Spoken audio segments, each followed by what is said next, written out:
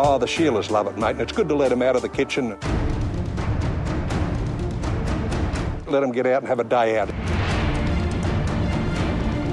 It really revives them, and you see a hell of a difference in them come Monday.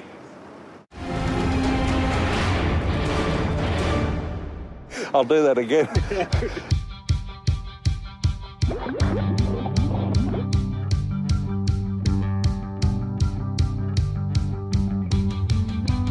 I love it. It's a passion. It's an addiction, actually. Once you've been there and done it once, that first big fish, there's no going back.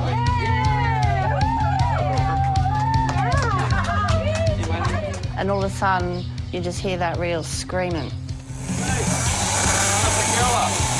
girlfriend! And it's your turn, you get up. You've got it. You can actually feel the force of this fish running through you. I don't know, you rod and then it goes into your body like through your veins and you just lock her up and away you go, fight it. Amazing. There's nothing better than getting it in a boat. Probably nothing could compare to the feeling that you get when you get the fish in the boat. So out of any success, it's probably nothing that I've ever could compare to, whether it's winning a race, you know, doing cross country and getting birds. There's nothing that compares to getting that fish on board. Your body aches in places you didn't realise that, you know, you possibly could ache. And there is still also that mental toughness as well. Is like, can I do it anymore? Can I do it? And you do, because at the end, just the rush and the photographs and the celebration at the end is so worth it. So you do manage to get through it. Hello, move over, boys, because we're coming.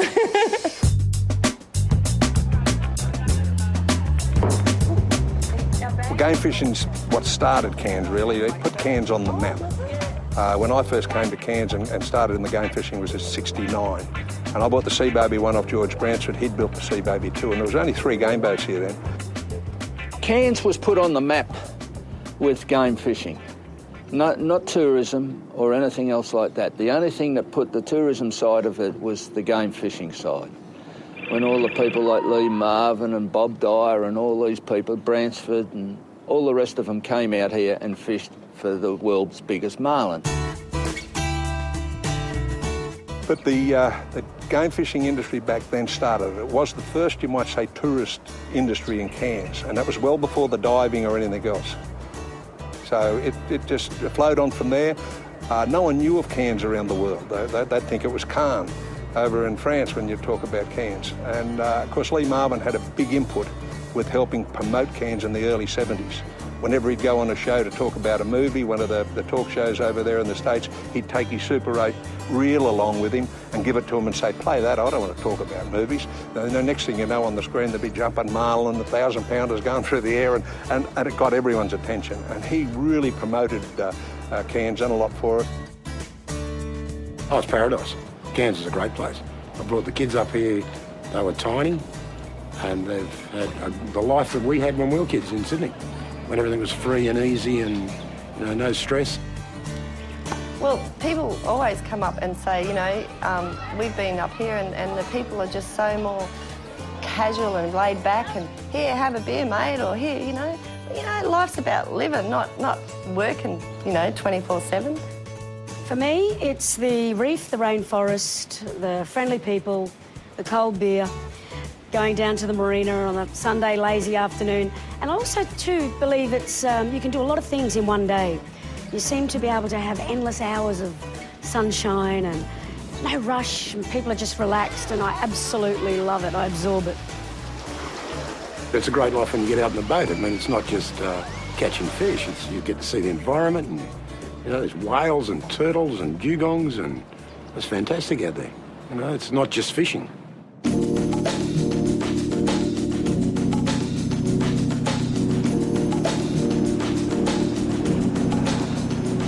It's basically a man's sport, and women came into fishing much earlier in the 50s in America and those places, but certainly by the 60s they were fishing here in Australia. I think the fishing generally has been, I suppose, a male-dominated sport. There's been some fantastic female anglers over the years, but they seem to get a little bit hidden by the male anglers. Yes, there were women that fished, certainly, but nowhere near the percentage there is now, and that's all come around by the formation of like sport fishing clubs and light tackle clubs, freshwater fishing clubs, and the growth of the female percentage has been quite phenomenal. I'm surprised. Lady anglers can be great anglers, some great lady anglers. And actually, I think the reason is they've got more patience, they've got better touch and feel for light tackle. They don't know everything, and they're very conscious of being in the female world. I think it's sort of want to say they can prove something, but no, I've got a great respect for some of the finest anglers in the world, the ladies. Ribbons is a great initiative. It really is a fantastic tournament. It was initially started some 25 or 26 years ago now, where it was a sort of a payback for the wives and girlfriends of the skippers and crews for putting up with their other halves being out at sea, having a whale of a time for 3 months. They don't realise how hard we work out there. But anyway, we come back and give the girls a day out. But nowadays it's more of a lot of people that aren't involved in the industry just wanting to get on the caught up in the excitement of an all-ladies fishing tournament, and the ladies that run it do a fantastic job, and it's always a ball. Run by women, for women. They keep it simple, they keep it honest, they just work very well together, and I just think that's why, I really do. And I think because we're living in this relaxed environment, we've got the ocean right at our footstep, it can't go too wrong. And I think one of our successes is because we became a tradition in our town, in our region. I believe that we've always had a great team. We always, our committee always had a lot of fun putting on the event. And I think that follows through to all our guests. We try and give them a great weekend, no matter what.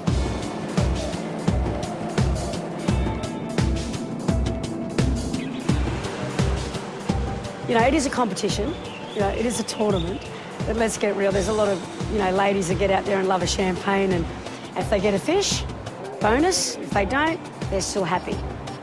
See, our motto is fun, friendship and fishing.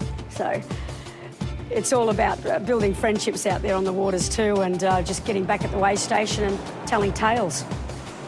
I think it's a tournament where girls can feel comfortable that they're all in the same boat. They're all, you know, you've got your juniors and your seniors, but there's no other tournaments out there like it where you can have that, you know, sort of heavy tackle competitiveness, but with that relaxed, fun, social atmosphere. And I guess over the years, everyone starts to know each other, and it's not just coming back to fish. It's sort of an annual get-together, and everyone sees each other. And yeah, I think it's a very special time of the year.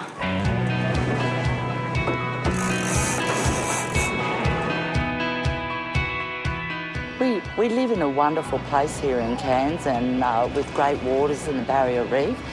But I think most Australians enjoy recreational fishing in one way or another, whether it's throwing a rod and, you know, a line into the river down south, or trying to catch a barramundi up north here, or going out and trying to get some other game fish, or even go for the elusive sailfish and black marlin here off Cairns. But I think it's just the Australian way of life. We love the outdoors, and I mean, even a bad day fishing is still a fabulous day out in the ocean, isn't it?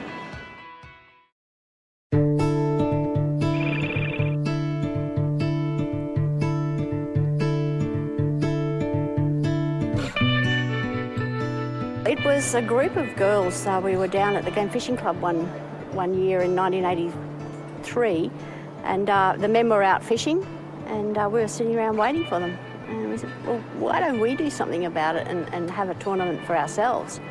And from that idea, in 1983, the first ribbons started up in 1984.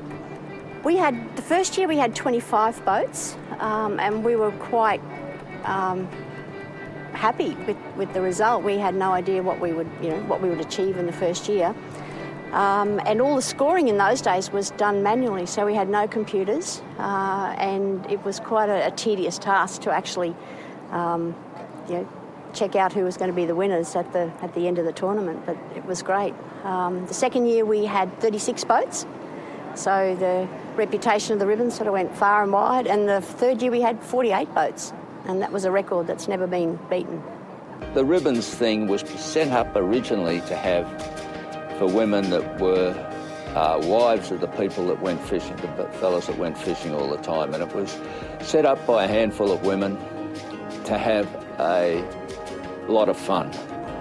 Yeah, we didn't realise that there was other people that felt exactly the same way as we did, and it was great to see, because women came out of the woodwork and they said, yeah, we want to do this, we want to have fun too. They were made up from just normal everyday women around the Cairns area, but everyday women on that first day in December, they just become girls. You know, there are other ladies' tournaments overseas and that, but ours has certainly been going a long time, and we have great support from everyone, our sponsors and the anglers who turn up year after year. Best ladies tournament in Australia. I think the number of people they get is very important, gets world coverage, and it's been going since 1984. And they've always had a darn good roll-up, and it brings a lot of publicity to the thing, and it brings a reasonable amount of money, I think, to the town each tournament.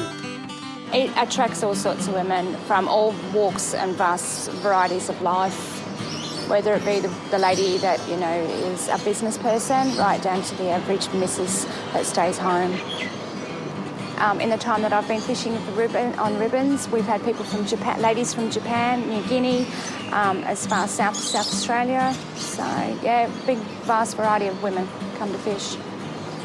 If you just look through the record books or go to the IGFA side and see the number of records held by women, the number of fish caught by women, it's quite clear. And I'm sure the ribbons has a lot to do with bringing people into being involved in fishing. One time I fought a fish for 4 hours, and that was just on a little pink mackerel lure just close to the reef. That was a big fish. We don't actually know how big it was because it just kept coming up, but not close enough. We can estimate it, but it wasn't that good a guess. But that was a big one, and I fought him for 4 hours. Well, a good angler is someone who can take failure really well. Fishing is a lot about luck, a lot about...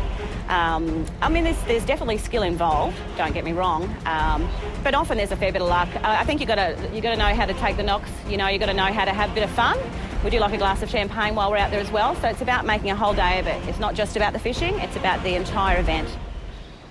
There are the boats that take out the young girls, you know, the families, and they get right into it. They're very sporting, the young ones. And, you know, as you get older, it slackens off a little bit, but, you know, we're here for a bit of fun. I love putting my kids in this. I love it. It gives us a time together, you know, where we're doing a thing that we're just having fun, and all those little chit-chats and everything that go on while you're having that fun is what's really important as a dad. When the rods go off, it's like biggest adrenaline rush, so I don't really mind. It's all worth it. Getting seasick and everything doesn't really matter. I have a Spanish mackerel that I caught when I was 16 years old. I think I was 1.68 m at that point in time. My fish measured 1.69 m. And I've never seen a fish in our boat take up the whole back deck, basically. And I was just like, oh my God, I just caught this fish. And it didn't fit in the esky, and when we put it out to weigh it, and everyone was just like, whoa. But yeah, it was 33.8 kilos, and it's 6 years now, still the existing world record.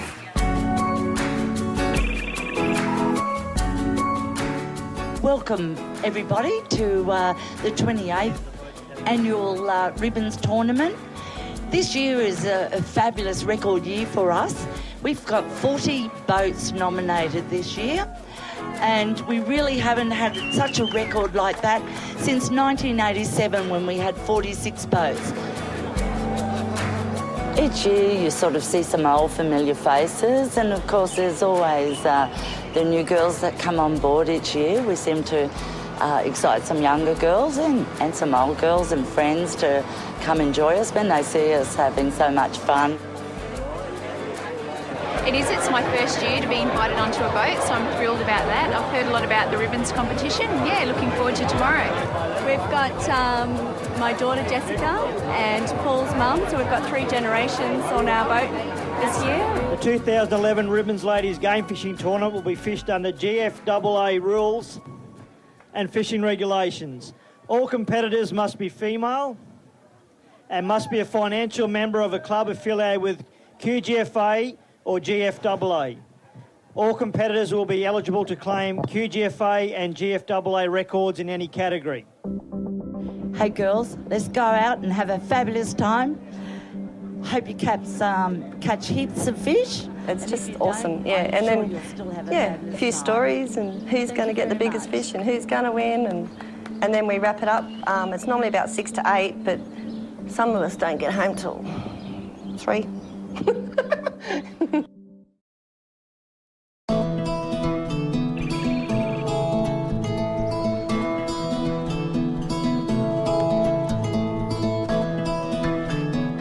It's an early day, a really early day, if you want to go in the sail past and dress up your boat and dress up yourself, and it's a great atmosphere down at the marina. Yay!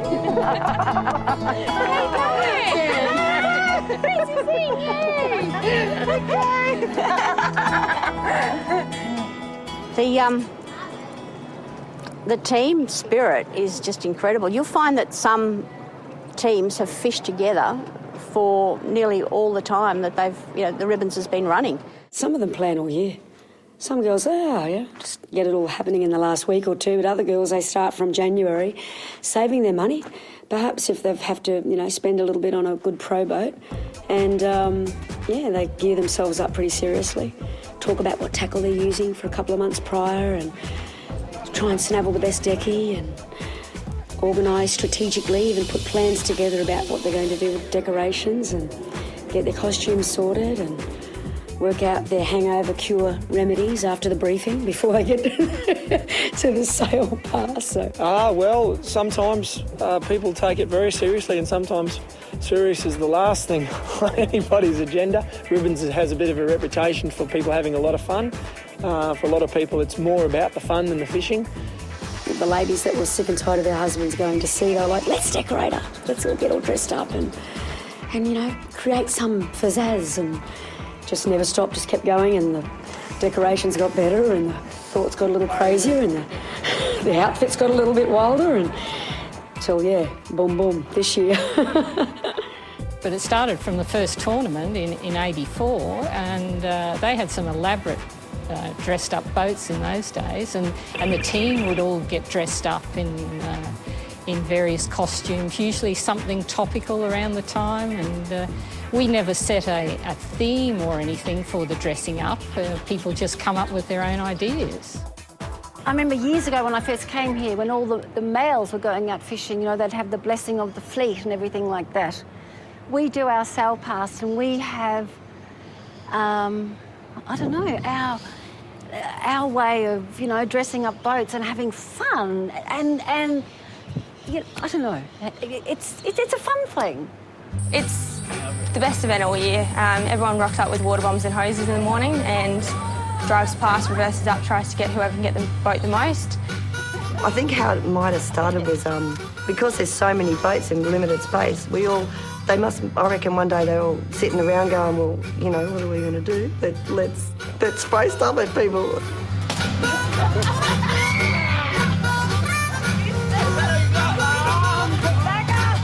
The water bomb's traditional.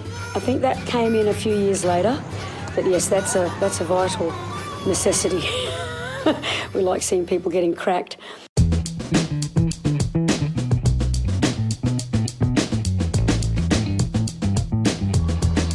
The sail pass, look, magnificent. That's where my adrenaline gets going the most. I know that all the anglers love that. That's their highlight.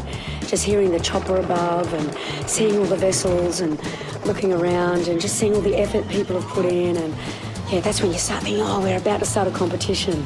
That's when our hearts race. Because you go, really slow along the jetty, and as soon as you get to where the first leads, you gun it, and it's like, race. And then some of them are thinking, quick, we don't want them to know where we're going, so they take off. And then the other boats, the bigger boats, they're gone anyway. They just, you're like, yeah, see you later. And then we don't muck around. We get out there by 8:32, quick, lines in, and start fishing.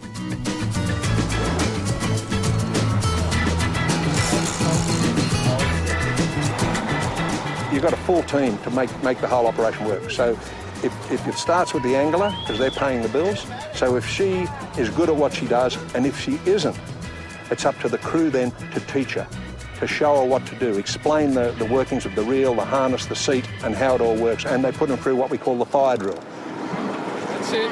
Come on, back up. Wind down, wind. That's it. Okay, up. Wind. To catch big fish, particularly giant black marlin, you've got to have a good skipper, you've got to have a good decky, and you've got to have a good angler, and they've all got to work in conjunction together. Otherwise, when those big fish fight to potential, if those things aren't all lined up, you don't catch them. It's as simple as that. A good skipper's his job is to find the fish, be in the right area, sort of be able to learn to read the ocean, the currents, and the eddies and all the other stuff that go with it. And if they can read that and know to be in the right place and everything looks good, they can read that and they can work around to try and find a fish. They've always said there's 10% skill, 10% equipment, and 80% arse.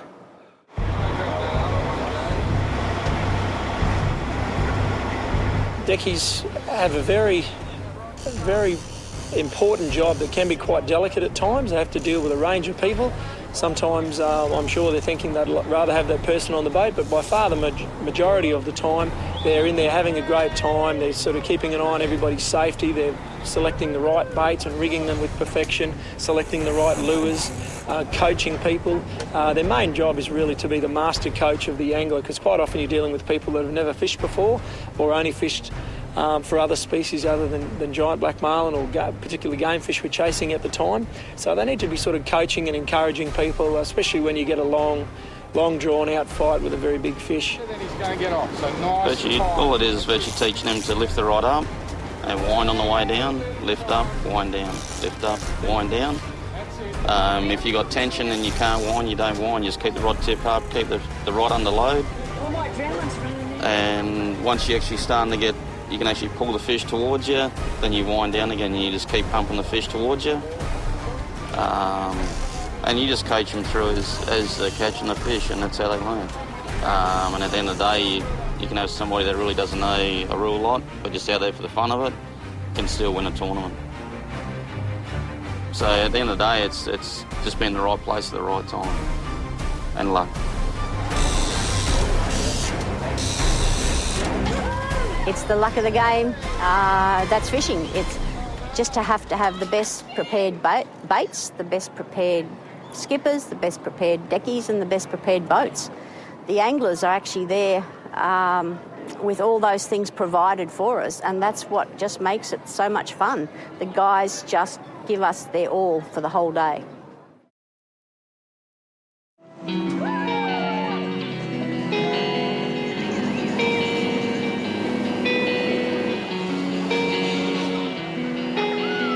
There's a lot of social side to this tournament, except as soon as you get on the water, it's all very serious. We all want to win, we all want to catch a fish.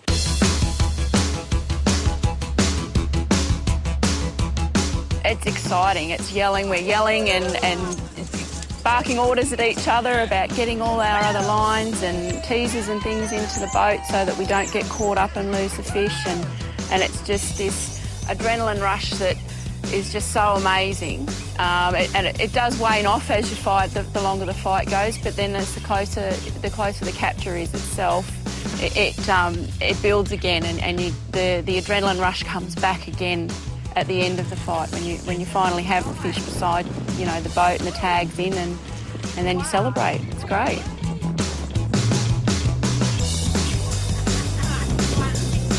If you haven't fished before, you've got someone next to you hanging on to you from behind, because sometimes if it's a bit bumpy out there and you've got a big fish on, there's support as in holding you, because you've got to kind of lock yourself up and balance and fight this fish. The boat helps a lot as well in doing its work.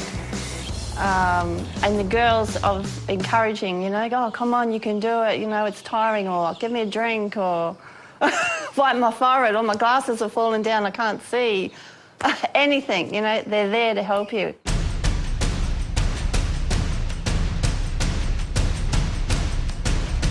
You have to have a little bit of skill. If you're fighting a fish, a heavy fish, on a light line, listen to the decky. If you've been out there and amongst it and fished quite regularly through the year, a lot of women fish all year. Some of us don't get a chance to because we're busy. But if you really listen to the decky and keep that line tight, it's the main thing. You pump and wind till you get it to the back of the boat. Keep you cool, be relaxed, listen to the skipper, listen to the decky, and don't lose the fun of it.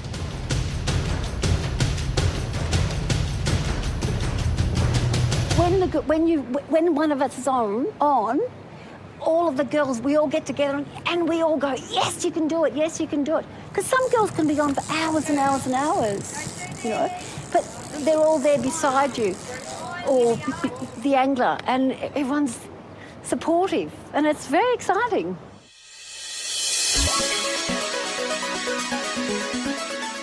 The way the scoring system is that it's heavily weighted, that if you catch a billfish, you're probably going to outscore people catching several mackerel or dolphin fish. With billfish, so there's no other way to do it. I mean, we primarily fish for mackerel, that's our big thing, but we have caught billfish as well, and it's just knowing they're such a unique creature, and we have to look after it. It's the basis for our fishing industry here in Cairns, and we have to do the right thing and look after it. So by releasing them, we're ensuring, you know, that for future generations they're going to still be around.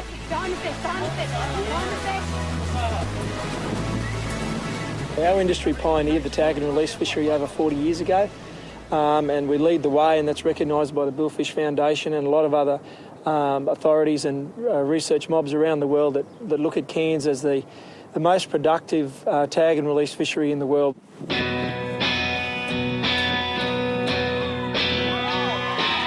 Oh, well, we've always been a tag and release. We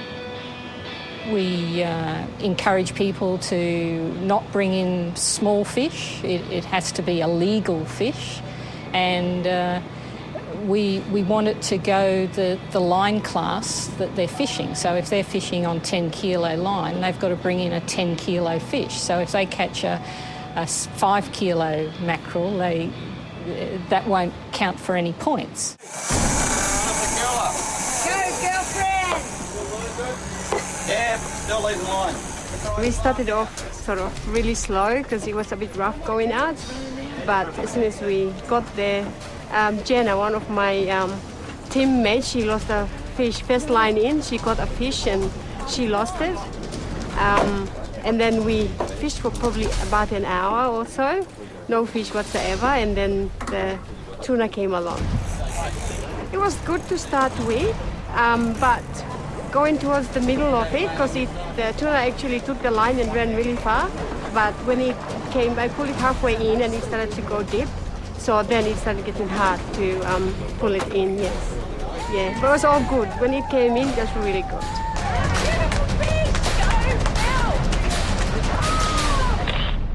And they're in for the fight of their life. There's lots of toing and froing and yelling and screaming and directions and all sorts of things going on. It can be quite chaotic. Sometimes it can be all over in 5 or 10 minutes, and other times it can take a couple of hours. But it certainly is very exciting. Tough, tiring, your arms and your back ache, the adrenaline's pumping through you, you're wedged up against the back of the boat, your legs are apart, and you've just got this massive big weight pulling on your line, and you've got to try and win the battle. It's the most amazing feeling. And trolling's like they say, it's 95% boredom, but 5% adrenaline. You know, because you can troll all day and get nothing, but the minute you get a fish on, it's just your heart starts racing and you're pumping and the whole boat's pumping, and it's just a really good feeling. And that's what, it's like they say, it's just fishing. Like most sport, you can have days where nothing goes wrong, and days where everything goes wrong. And it's just luck. It's just getting out there, doing it, and you've got to look at it like that. You can't just go out thinking this is like you want to win. You just have to have fun and treat it as an experience and an adventure.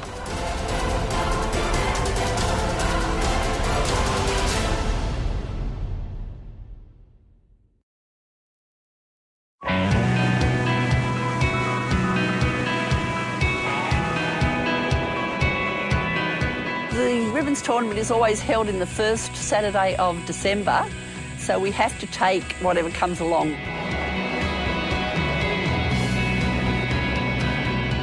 We've never had to blow a tournament out. The weather's always remained fantastic. We've had a little bit choppy here and there, but certainly, we've just been able to keep on going. I'll check the tides, I'll check the moon. I subscribe to SST, sea surface temperature. They also do the current, so I printed all that stuff out last night and had a bit of a look at it. But hey, it's a bit of a needle in the haystack. There's a lot of water in between the fish, so does that stuff help you? I think it does. The proof's in the pudding. In a tournament like this, which is just one day, it is very, very much a luck whether you happen to be in the right area where the fish are that day. I mean, you have the tournaments that are 3 or 5 day tournaments. It evens out because they find out where people are catching the fish on the first day, and so then everyone goes to that area and the next day and it'll all even up. But on a 1 day tournament, it's very much that, you've got to put all your eggs in one basket, go to one area, and if you've picked wrong, well, it doesn't matter how good you are if the fish aren't there. So there is luck, yeah. You want a pink lure. If it's not pink, I don't want it. And we always put pink lures out. Just seems to be the most successful every year for ribbons. We normally have 2 2 lures out that are pink, whether one's actual lure or one's got the bait in it and just squid jig on top, but as long as it's got pink. Me and Chloe have 1 pink each, and then the other one's got a little bit of different colours, but pink's a good luck colour. We're just trolling over a certain patch of shallower water or sort of current reef, and you don't really expect it. I think the whole day you sit there, you become a little bit delirious, you start thinking you see things, but when you hear that ratchet squeal and you get up and you don't know whose rod it is and you run to that rod and you pick it up and it's still taking line, I think that's the first, good sign. It hasn't slacked or cut off or spat the hook. But I don't know, I think you go into a little bit of shock when you're fishing. You get all this adrenaline and you get strength you never thought you had, and you get it to the side of the boat. I think getting it back to the edge of the boat and knowing that you've got this, you see the hook clearly in its mouth, and that's a really good feeling.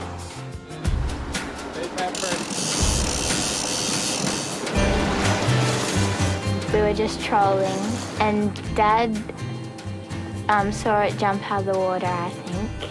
And then he said, this is your time, this could be your big fish now. So I was really scared, but I got the gimbal and the rod, and it was really hurting my arms. And Dad wanted to, he kept saying, oh, pass it over now, you look really tired, and I didn't want to because it was my fish. When we're in the tournament, no one else is allowed to touch the rod. It's only us that's allowed to touch the rod. Otherwise, I think we get disqualified. The young girls are really good because the young girls will listen to what you're saying. Like, fishing's not hard, all it is just being taught the right way from the start. The more the novice, the better you are, because you listen to the decky when he tells you what to do. The more practice you have at it, you think you know best. It was a Spanish mackerel. It was really strong at first, and I was getting pointers from everyone else about how to hold the rod and stuff. But it was really strong, and I had to reel and go down and stuff. And these kids, like the last couple of years, it's been young girls have been winning the tournaments and getting prizes, and it's been good to see, really good to see. It's a new generation of fishermen coming through. The only way it's going to keep going is with the young ones coming up through it. So we've just got to nurture them. Usually, if somebody's keen on fishing, it usually sticks with them for life, and they only grow that ambition as they get older. I've never really seen anybody get sick of fishing. Yeah, I'll definitely keep fishing because it's heaps of fun and you can like make memories and stuff.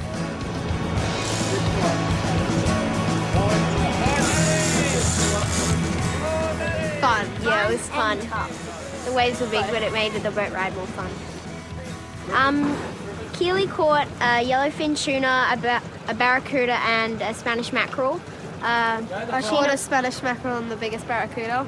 And I caught a barracuda and two Spanish mackerel. And I caught, I don't know what type of fish, but they all bit the line off. They bit all the line off and broke them in half. Monsters. And the little girls reeled in some nice action as well. Had a great, tuna and mackerel, and there was quite a good variety of, weight fish, actually. We were really impressed.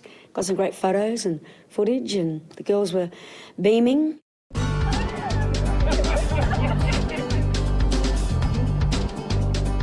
Awesome. Yeah, excellent. 3.5 mackerel. Yep, 3.5. We have proof of the half too. This is my mackerel. Okay, so this was my beautiful long mackerel that was going to be weighed in, but apparently the shark was more hungrier, so he took it. Oh, it was a really good day. It was a little bit rough this morning, but we survived. It's only a few sick people, but and we even caught a couple of fish. Oh, you're ecstatic. It's amazing. It's really amazing. And you just have this fabulous high for, look, especially fishing ribbons, fishing the comp and coming into the weigh-in and you've caught a big fish.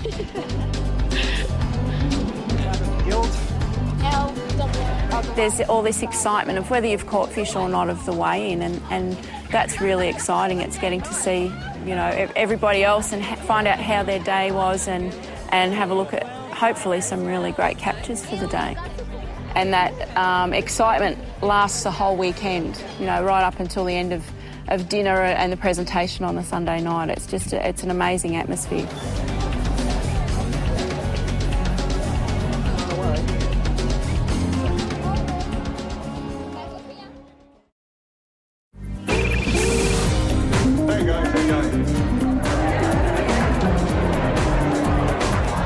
The dinner, presentation dinner is a lot of fun. The girls get a chance to dress up in all their good clothes, and we do have a great time.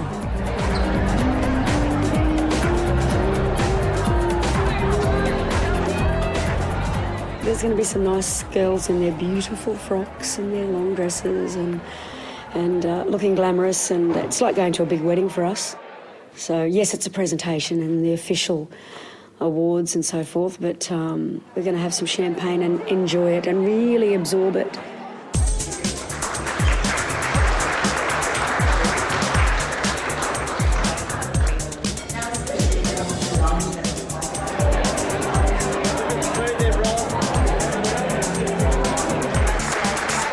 You always look at the future and you think, this is the future coming up. Here's the little 8-year-old Georgia that won the world record. The fish was bigger than her. Like, I don't know how, she was amazing.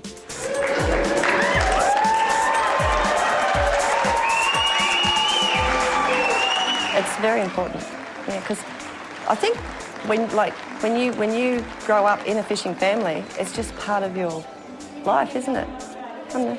We're just lucky that we've got a good women mums and their children are following their footsteps, so it's important to us,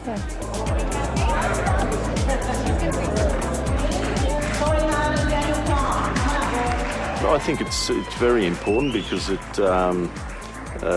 just makes them feel a little bit special, and we do quite a few other tournaments through the year, but the girls really look forward to the ribbons because it's for them, and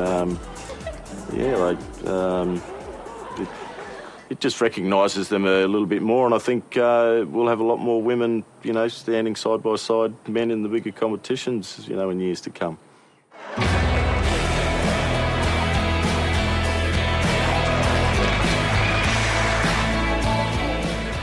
I got into this tournament when I was quite young, and growing up with my dad, I guess there's not so many things that, you know, a dad and daughter do together that becomes tradition. And I went into my first tournament when I was 6 and had the best day of my life. Caught a few little dolphin fish and a little mackerel, and yeah, I've done it ever since. It's something that I would come back and do probably for the rest of my life.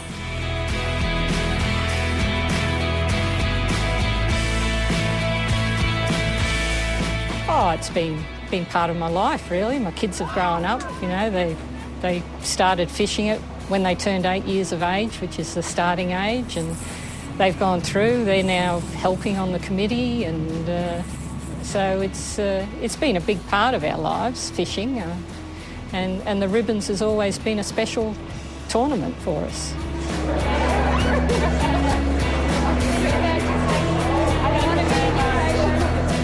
And all the functions are very sociable, you know, they're a really good bunch of people. Everyone's willing to have a laugh and laugh at themselves, you know, as well as sort of share stories and get really creative with their storytelling as the night, you know, grows longer. So, yeah, no, it's great fun. That's why I keep coming back.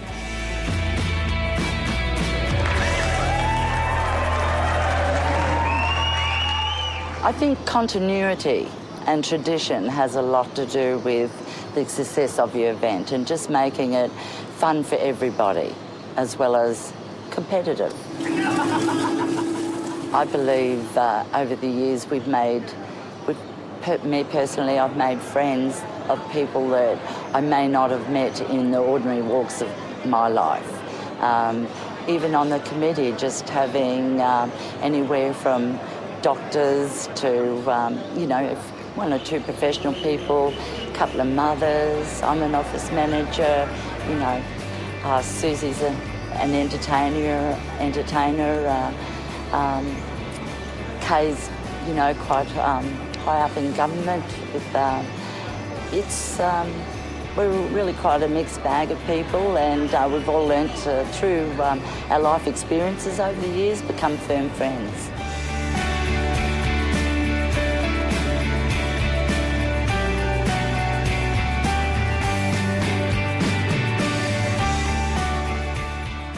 And look, we hone in on the FFF fun, friendship fishing a lot, but just genuine love of fishing, genuine love of Cairns, genuine love of our waters, genuine love of just mateship. That's what I love.